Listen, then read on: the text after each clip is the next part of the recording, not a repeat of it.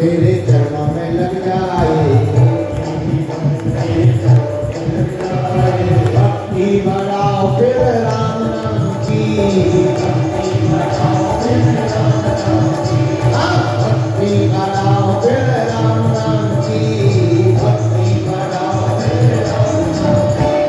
साधु भाई, साधु भाई, साधु भाई, साधु भाई, साधु भाई विनती करो।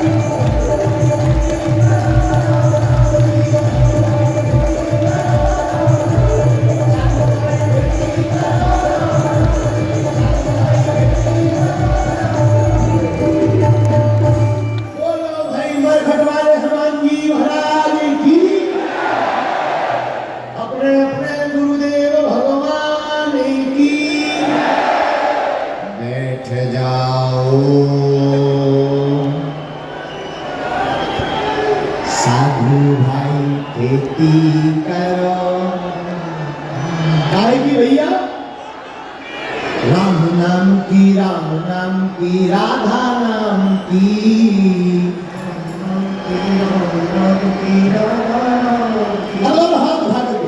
साधु भाई खेती करो, बैठ जाओ वीर बजरंग बली के प्यारो, हनुमान सनो नहीं बड़ भागी,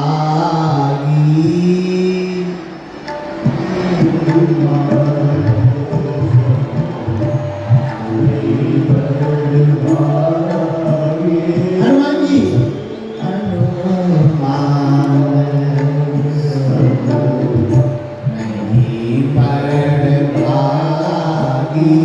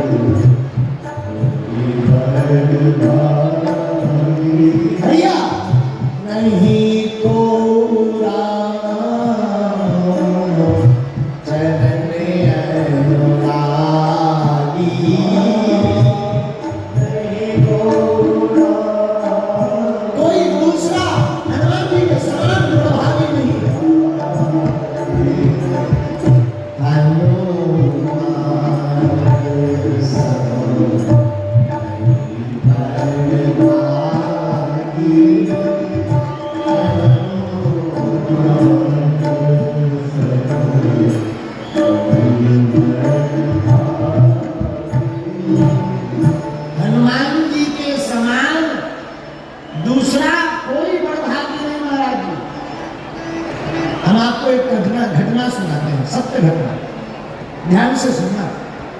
हाँ, कलयुग की घटना है। मध्य प्रदेश में उत्तर प्रदेश की सीमा से लगा हुआ एक स्थान है राम जी का, रघुनाथ जी का मंदिर। यही कोई घटना होगी 15-17 साल पुरानी, 20 साल ज्यादा से ज्यादा। देखो भगवान कितने दयालु हैं। उस मंदिर में पुजारी जी पूजा करते थे। मंदिर के पुजारी जी बड़े प्यारे, बड़े सहज, भगवान की नित्य सेवा करते। प्रातः काल सुबह 3 बजे उठ जाते, राम जी की बढ़िया सेवा करते, स्नान करवाते, बढ़िया कपड़े पहनाते, बढ़िया राम जी को भोग लगाते, बढ़िया आरती गाते। बड़े भोले भाले सीधे साधे पुजारी, आंखों देखी घटना बता रहे हैं। हमने तो उन पुजारी जी को मिले भी है, क्या कहना। हाँ, उस मंदिर का नियम था कि प्रत्येक पुख्य नक्षत्र पर राम जी को मंदिर के बाहर चौक में रखा जाता था। हर बार, महीने में एक बार बाहर राम जी बैठते थे, सबको दर्शन देते थे। पुजारी जी, छोटे से राम जी, सोई पुजारी जी इनसे उठा दें, मंदिर के बाहर लाकर राम जी को बढ़िया रख दें। और जब पूरा दिन हो जाए, सूर्य ढलने का समय आवे, सूर्यास्त का समय आवे, सोई राम जी को पुनः उठावे, सिंहासन पर बैठा देवे। लेकिन घटना तो बड़ी विचित्र होती है। देखना सकहीं पराई विभूति। दुनिया में लोग दूसरों की प्रसन्नता नहीं देख पाते। तो पुजारी जी के साथ में 1-2 जो सह पुजारी रहते थे, वो पुजारी जी से बड़े जलते थे। वो सोचते थे कि ये पुजारी जी ना रहे तो मंदिर का पूरा कारोबार हमारे हाथ में आ जाएगा, फिर हम अपने मन मुताबिक चलाएंगे, अपने हिसाब से मंदिर को चलाएंगे, जो चाहे फिर घोटाला करेंगे। उन्होंने षड्यंत्रकारियों को, पुजारी जी थे श्री पांडे जी, पांडे जी को फंसाने के लिए एक युक्ति सूझी, उपाय किया। पुजारी जी को कैसे हटाया जाए? तो देखो, साधुओं को गिराने के 3 ही उपाय हैं। किसी भी नामचीन व्यक्ति को, बहुत बड़े पद पर बैठा हो, उसकी अगर इज्जत बेइज्जत करना हो तो 3 उपाय हैं। पहला उपाय तो है स्त्री, कोई आरोप लगा दो झूठा। दूसरा उपाय है संपत्ति, नंबर 2 का धन। तीसरा उपाय है राजनीति, राजनीति में फंसा दो, सोई कहानी जय जय सीताराम हो जाती है। तो उन षड्यंत्रकारियों ने पूरे पुजारी जी को फंसाने के लिए एक स्त्री को तैयार किया, जो पैसा लेकर, धन रुपया लेकर तैयार हो गई, 25,000 रुपये। उसने कहा कि हम जो है झूठ मूठ का शोर मचा देंगे और FIR करवा देंगे कि इन्होंने हमारे साथ दुर्व्यवहार किया। सह पुजारी प्रसन्न हो गए। पुजारी जी को तो कुछ पता नहीं था। भगवान की माया ऐसी हुई कि जब भगवान को पुख्य नक्षत्र में बाहर रखा जाता है, तो पुजारी जी ने राम जी को लिया और बाहर रखा। उसी दिन खूब भीड़ थी। उस स्त्री ने भीड़ का मौका देखकर चिल्लाना प्रारंभ कर दिया। लोग भागे भागे गए, क्या हुआ? मैं देवी जी, बहन जी क्यों चिल्ला रही हो? अरे बोले, ये जो पुजारी है ना, बड़ा पाखंडी है, हमारे साथ झूठ मूठ की बातें गोल मटोल करके शादी का झांसा दिखा रहा है। ऐसे झूठे झूठे बड़े गंदे आरोप लगा दिए। पुजारी जी की आंखों में आंसू आ गए। पुजारी जी सबके सामने बोले, बहन जी, अगर हमने आज तक आपको बुरी नजर से देखा हो तो हमारे आज ही प्राण निकल जाए। ये रघुनाथ जी सामने खड़े हैं और कौन सुनने वाला? वो स्त्री भागी भागी थाने गई, FIR लिखवा दी, पुलिस आई और पंडित जी को पकड़ के ले गई। अब पुजारी बाकी जो सह पुजारी थे, दो षड्यंत्रकारी, वो बड़े खुश हो गए। आनंद फानंद में मीटिंग बैठी, पुजारी जी चले गए तो पूजा कौन करेगा? उन्हीं दो षड्यंत्रकारियों को पूजा करने की नियुक्ति की है। अब ये तो और खुश हो गए कि हम तो यही चाहते थे, आज बढ़िया रहा। शाम के समय उस स्त्री को बुलाकर बढ़िया रुपया दिया, मिठाई दी, धन्यवाद। रात हो गई, शाम का समय 4 बजे, सूर्य अस्त के पहले राम जी की मूर्तियों को बाहर से उठाकर पुनः मंदिर में रखा जाता था, नियम था।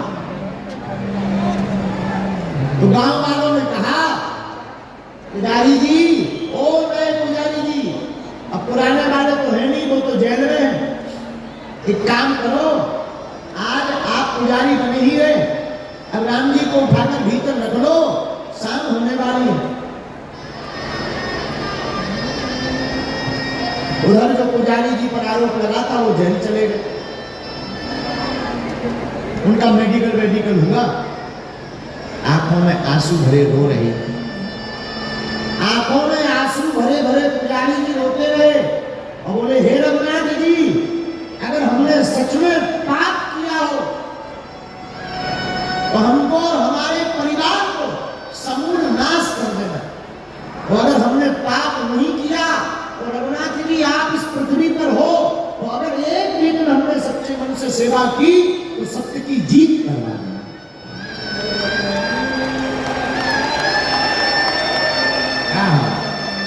आंखों में आंसू भरते भरते रोते रहे। इधर नए पुजारियों ने ढोल नगाड़े बजाए, षड्यंत्रकारी पुजारियों ने। राम जी की मूर्ति एकदम छोटी सी, इन्होंने कहा भाई जैसे वो पुजारी उठा तो हम भी उठा लेंगे। और जैसे ही भगवान को प्रणाम किया, जैसे ही मूर्ति को उठाना चाहा, राम जी को नहीं रहा गया अपने भक्त की रक्षा के लिए। भगवान इतने बजनी हो गए कि दोनों को पसीना मार गया, और जैसे धनुष को कोई नहीं उठा पाया, राम जी को भी कोई खिसका नहीं पाया।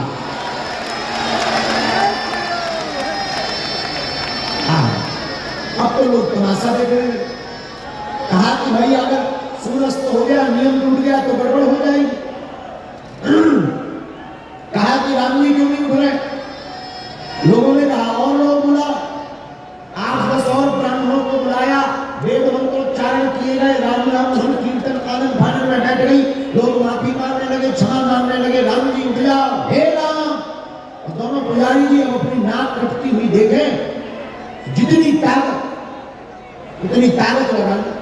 एक पुजारी जी ने तो भीड़ के चक्कर में लोहे की सब्बल लेकर के प्रयोग कर लिया, और राम जी उठना तो दूर की बात है, राम जी तिल भर वहां से डिगे नहीं।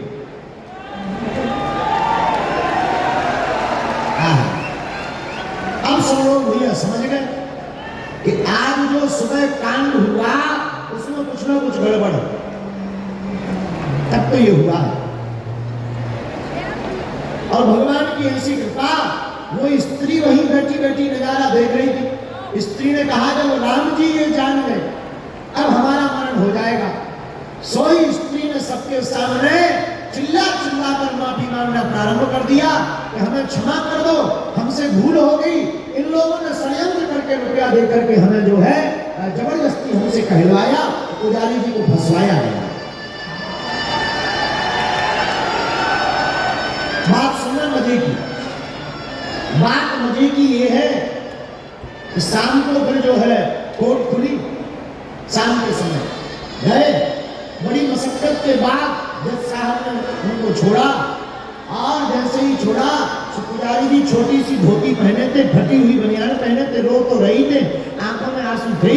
लोगों ने पूरी घटना बताई कि राम जी उठ नहीं रहे। वो समझ गए, बोले पहले निर्णय कराओ हम सत्य हैं कि नहीं। गांव वाले वो स्त्री चिल्ला चिल्ला कर बोली, महाराज आप में रत्ती भर दाग नहीं, आप सत्य नहीं परम सत्य हो, आप झूठे नहीं हो। इनकी जय जयकार हुई। पुजारी जी भागे भागे आए थाने से दौड़ लगाते, और भागे भागे आकर मंदिर के बाहर जहां राम जी बैठे थे वहीं दंडवत करके झरझर करके आंसू बहाने लगे। और जैसे ही नजदीक गए और कहा कि यहाँ बैठे बैठे क्या कर रहे राम जी, रात हो गई, चलो भीतर। और एक हाथ लगाया और राम जी को अपनी गोद में उठाकर भीतर ले गए।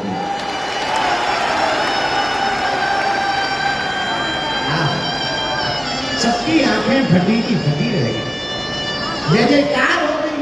मेरे भाई बाप, हम तुमको यही कहना चाहते, राम जी पर भरोसा है, सदगुरु श्री हनुमान जी पर भरोसा है, हनुमान जी के चरित्र पर भरोसा है, तो कलयुग में भी वो अपने भक्तों के मान को बचाने के लिए अपना सम्मान तोड़कर प्रकट हो जाता है।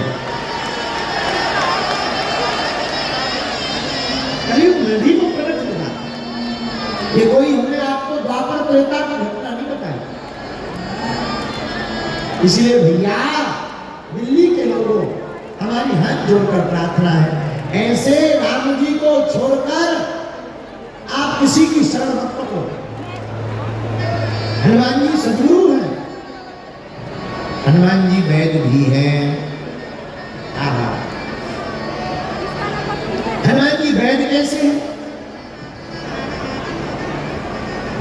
वैद्य का काम क्या है? लाए सजीवन लखन जी आए, श्री रघुबीर अरसिउर लाए। हनुमान जी वैद्य है। अच्छा, वैद्य का दूसरा लक्षण, हनुमान जी बूटी के बारे में जानता है। हनुमान जी भगवान भी। अच्छा, भगवान कैसे? गांव में राम जी का मंदिर हो गए या ना हो गए, पर कलयुग में हनुमान जी का मंदिर आपको जरूर मिल जाएगा। हाँ, अच्छा, हनुमान जी प्रकट भी बहुत सरल हो गया, आप पत्थर ही में प्रकट हो गए, कहीं भी हनुमान जी प्रकट, पत्थर में प्रकट हो गए हनुमान। अरे पत्थर की छोड़ो, पेड़ों में कोई फूट निकल आए, कोई जाके सिंदूर पोत दे, बजरंगबली, हनुमान जी प्रकट हो गए। हनुमान जी पेड़ों में भी प्रकट हो जाए, हनुमान जी पत्थरों में भी प्रकट हो जाए, कोई मूर्ति बनाने की जरूरत नहीं है, सिंदूर पोता और जय जय जय बजरंगबली। तो कलयुग में राम जी के जितने मंदिर नहीं है, उससे ज्यादा हनुमान जी के मंदिर है। तो हम कथा को सुना क्यों रहे? मेरे पागलों, हम भक्त ना बन पाए तो कोई दिक्कत नहीं है, राम जी के परम भक्त हनुमान जी के चरण और इनके आचरण पकड़ लें तो राम जी की कृपा हमारे ऊपर हो जाएगी। दूसरी बात, महाराज जी बातें तो बहुत अच्छी है पर चित्त में भाती नहीं है। कुछ देर सुनने तक तो अच्छा लगता, बाद में ध्यान नहीं रहता। सुनो भैया, सांप के फन में, मधुमक्खी के डंक में और बिच्छू की पूंछ में जहर होता है, उसी प्रकार सनातन विरोधी के रोम रोम में जहर होता है। जिस प्रकार सांप के फन में, बिच्छू के डंक में, मधुमक्खी के डंक में, बिच्छू की पूंछ में, उसी प्रकार सनातन विरोधी के रोम रोम में जहर होता है। ऐसे सनातन विरोधियों का तुम संग छोड़ोगे तभी तुम्हारे जीवन में राम रंग चढ़ेगा। अच्छा महाराज, इस सनातन विरोधियों का संग कैसे छूटेगा? हाथी चले बाजार, भौंके हजार। हाथी चले बाजार, कुत्ता भौंके हजार। इनमें ध्यान नहीं देना, तुम तो बढ़ते चलो। धीर तुम बड़े चलो, धीर तुम बड़े चलो, बढ़ते चलो। हमने आपको बैठे, हमने एक बार कुत्तों से पूछा तो तुम भाई हाथी को देखकर यार भौंकने क्यों लगते? कुत्तों से बात हुई, हमने कहा भाई तुम हाथी को देखकर भौंकने क्यों लगते, क्या बात? कुत्ते बोले पंडित जी हमको हाथी से दिक्कत नहीं है। हमने कहा पर तुम्हें दिक्कत किससे? बोले हाथी के सामने ये जो हाथ जोड़कर खड़े रहते हमें उनसे दिक्कत है। मतलब आदमी को तुमसे दिक्कत नहीं है, तुम्हारे पीछे ये जो सम्मान वाले जुड़े हैं उनसे दिक्कत है। और पूरी दुनिया में राम जी जैसा सम्मान किसी और का है नहीं, इसलिए कुछ लोगों को राम जी से दिक्कत है। बोलो सीताराम, जोर से बोलो। इसलिए भैया हम तुमसे प्रार्थना करें, वो डूब जाते हैं जिन्हें खुद पर गुमान होता है, और वो डूबते डूबते भी तैर जाते हैं जिन पर वो मेहरबान होता है। बोलो सीताराम। इसलिए भगवान को कहो, मुझे मेरे मालिक बहुत कुछ दिया है, तेरा शुक्रिया है, तेरा शुक्रिया। अच्छा एक बात बताओ, भगवान ने तुमको दिया ना कुछ, बोलो ना।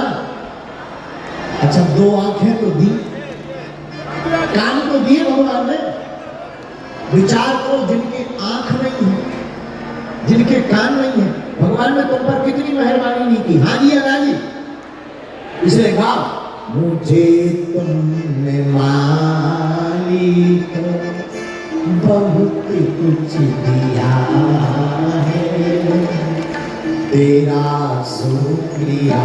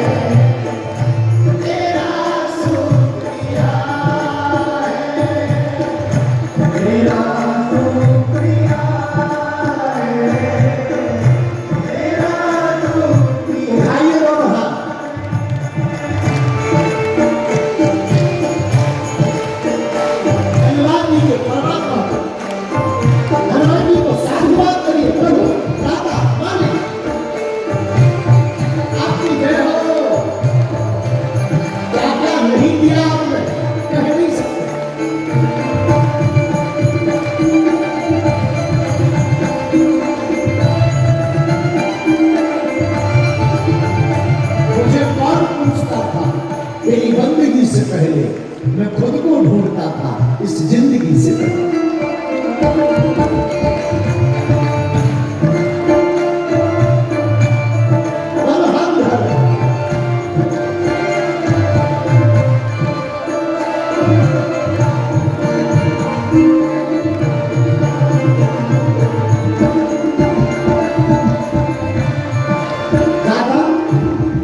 न मिलती अगर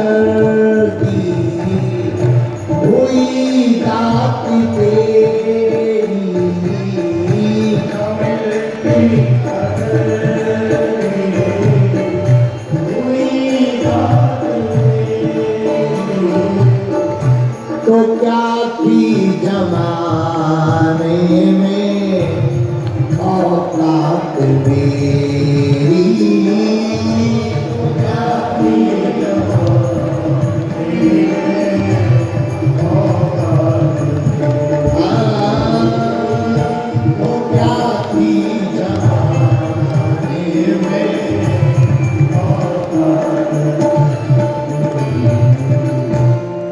मुझे तुम